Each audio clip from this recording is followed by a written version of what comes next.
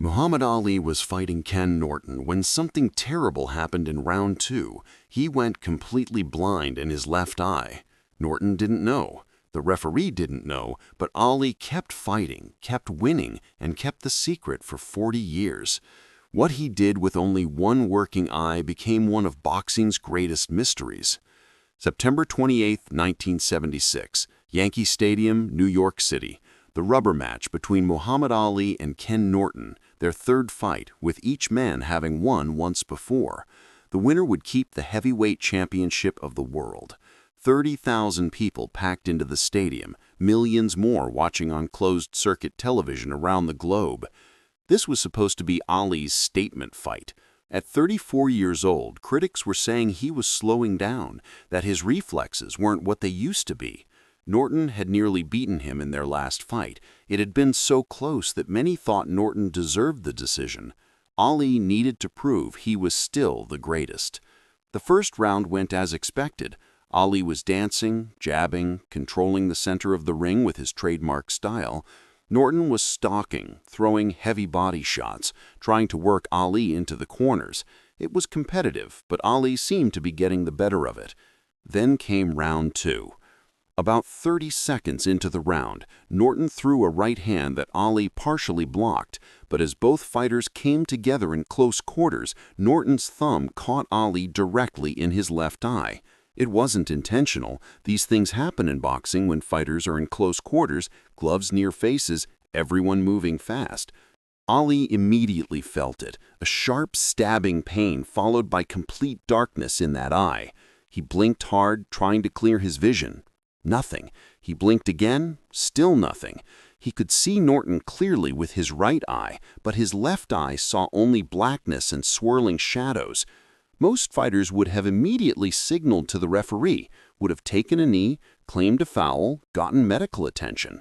The fight would have been stopped or at least paused while doctors examined the eye. That's what any rational person would do. Ali didn't do that. He kept fighting as if nothing had happened, threw a quick jab to create distance, moved to his right, the side where he could still see, and he made a split-second decision that would define the rest of the fight and remain one of boxing's most incredible secrets for 4 decades.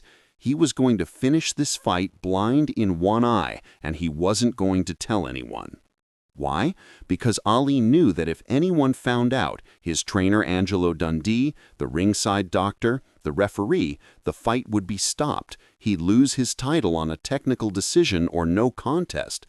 After everything he'd been through, after being stripped of his title for refusing Vietnam, after fighting his way back to the top, he wasn't going to lose his championship because of an injured eye. So he fought blind, and he fought brilliantly. The problem was immediate and severe. When you lose vision in one eye, you lose depth perception. You can't tell how far away something is. A punch that looks like it's 3 feet away might be 6 inches away. A target that seems close might be out of range. Your entire spatial awareness is gone. For a boxer, this is catastrophic. Boxing is all about distance, knowing exactly how far you are from your opponent, judging when to punch, when to duck, when to move. Without depth perception, you're essentially fighting blind. But Ali had something most fighters don't have: incredible instinct and decades of muscle memory. His body knew where to be even when his eyes couldn't tell him. His reflexes, honed over hundreds of fights and thousands of rounds, took over where his vision failed. Between rounds, Angelo Dundee noticed something was off. "You okay, champ?" Dundee asked, swabbing Ali's face. "You're fighting different." "I'm fine," Ali said, "just adjusting my style." "Your head movement isn't right. You're not seeing the right hands." "Angelo, I said I'm fine," Ali snapped, which was unusual. Ali rarely snapped at Dundee. Dundee let it go, but he knew something was wrong. He just didn't know what. What Ali was doing was adapting in real time. He started moving constantly to his right, keeping Norton on his left side where he could see him with his good eye. He stopped trying to judge exact distances and instead used his jab as a measuring stick, throwing it out constantly to feel where Norton was rather than seeing where he was. He also started talking to Norton, which Ali always did, but now with a purpose. "You're tired already. Can't catch me. Too slow." Every time Norton responded verbally or got frustrated, Ali could pinpoint his exact location by sound and movement. Norton, for his part, was confused. Ali's style had changed dramatically after round 2. He was moving differently, fighting from different angles, not using his usual patterns. Norton thought maybe Ali was trying some new strategy. "He's fighting weird," Norton said to his corner between rounds, moving all to one side. "I don't know what he's doing." "He's scared," Norton's trainer said. "Keep pressuring him. He's trying to run." But Ali wasn't running. He was surviving. Every round was a calculation, a constant mental adjustment for the missing depth perception. He was essentially relearning how to box in the middle of a championship fight. By round 5, Ali had figured out a system. He would wait for Norton to commit to a punch, then counter, because when Norton was punching, Ali could judge the distance by the incoming fist. It was backward, reactive boxing instead of Ali's usual aggressive, controlling style. But it worked. The fight went back and forth. Norton would win a round, then Ali would win a round.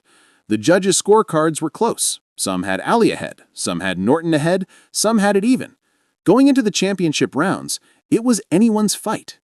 Ali's corner was increasingly worried. They could tell something was wrong, but couldn't figure out what. Ali was taking more punches than usual, especially right hands coming from his blind side.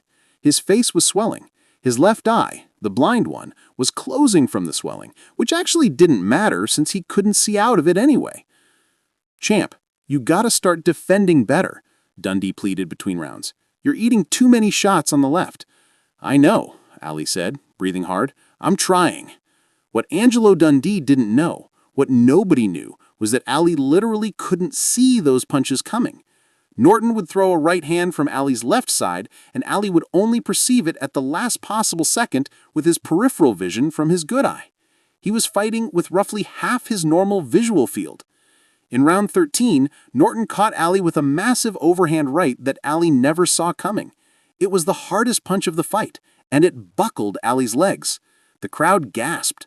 For a moment, it looked like Ali might go down. But Ali held on. He clinched, buying time for his head to clear. And in that clinch, with Norton pressing against him, Ali whispered something that Norton would remember forever. Ali said, "I can't see you, man. Can't see you. But I'm still going to beat you." Norton thought Ali was playing mind games. "Yeah, right," Norton said, pushing out of the clinch. But it was true. Ali couldn't see Norton clearly, and he was still winning enough rounds to stay in the fight. The final round, round 15, came down to who wanted it more. Both men were exhausted. Both had taken tremendous punishment. But Ali knew he needed this round to secure the decision. He dug deep. Despite the darkness in his left eye, despite the exhaustion, despite the swelling and pain, Ali found another gear. He threw combinations after combinations, many of them missing or landing weakly because he couldn't judge the distance properly, but some landing clean. He made it a brawl, a war of wills. When the final bell rang, both fighters embraced. Norton had no idea he'd just fought a man who was half blind. The judges tallied their scorecards. It was incredibly close. Some rounds could have gone either way. The announcement came. Unanimous decision for the winner and still heavyweight champion of the world, Muhammad Ali.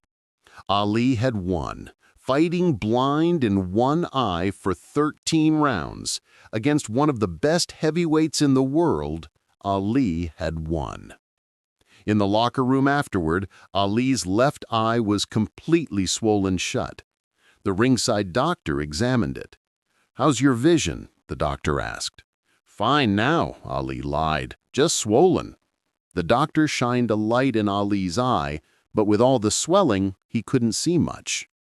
"You need to see an ophthalmologist tomorrow," he said.